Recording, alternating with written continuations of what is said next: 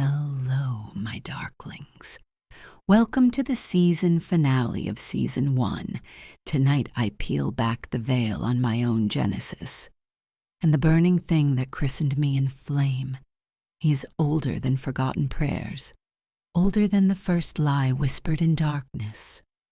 He dwells in the spaces between heartbeats listening, your longings, your desperate bargains, your sweetest secret sins. He waits, and when desperation screams loudest, he answers.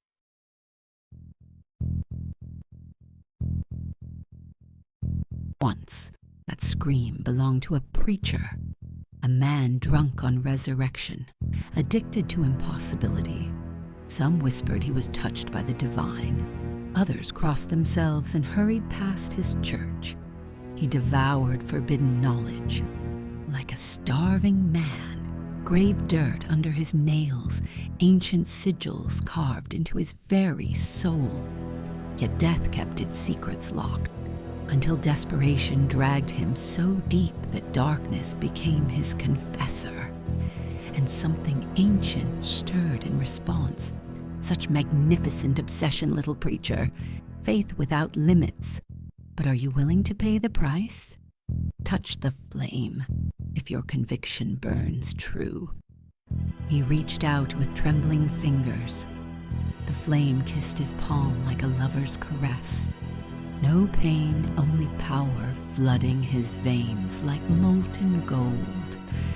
Knowledge bloomed behind his eyes. Circles of ash and bone, candles weeping wax like tears, his own blood, singing the old words.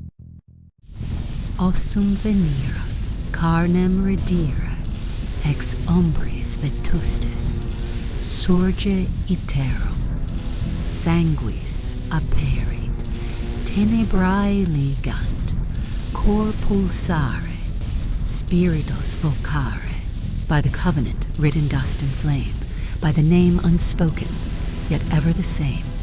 Let bone remember, let flesh restore, let breath return and walk once more. Arise, thou bound in earth's deep keep. Forsake the silence, forsake the sleep. By shadow's hand, by fire's breath, I summon thee back from the halls of death. The corpse sat up, blinked, lived. The family wept with joy, praising their saintly preacher. But as they celebrated, he felt it. A hollow ache where something precious used to be. He turned, and there sat his benefactor, HellVoice, perched on the altar like a dark king upon his throne. A preacher's coat tailored from midnight, face masked in metal and bone that pulsed with veins of molten light. Those amber eyes that never blink, never look away, always watching, always hungry. Every miracle demands sacrifice, preacher. Each soul you save costs a piece of your own. How deep does your faith truly run? And oh, how deep it ran. The preacher threw himself into his holy work, only the recently dead, only his blood, only his soul to spend. With each resurrection, he grew thinner, more hollow, yet somehow more radiant. The congregation whispered of his sainthood, while his essence bled away drop by drop.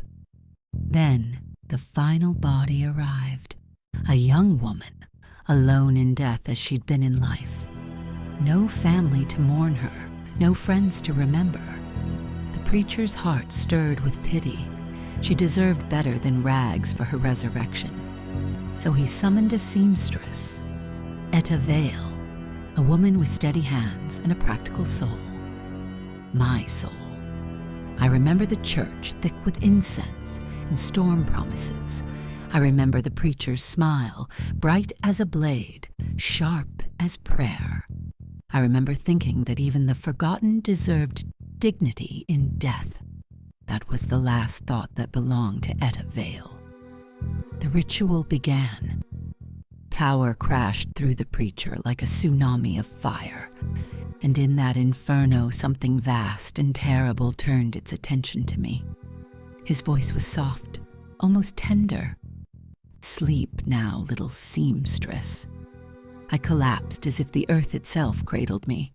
Heat stripped away everything that made me Etta, my name, my memories, my mortal flesh, leaving only essence and echo. The preacher laughed, wild with triumph, thinking himself victorious. Then came the reckoning. HellVoice rose and consumed what remained of his servant's soul, piece by piece, like pages torn from a holy book and fed to flame. The preacher's laughter died in his throat as his borrowed time expired. But I opened new eyes to a new world. Etta Veil was ash and memory. What rose from that altar was something else entirely, sown from shadows, born from fire, crafted with purpose. Miss Etta Veil is no more.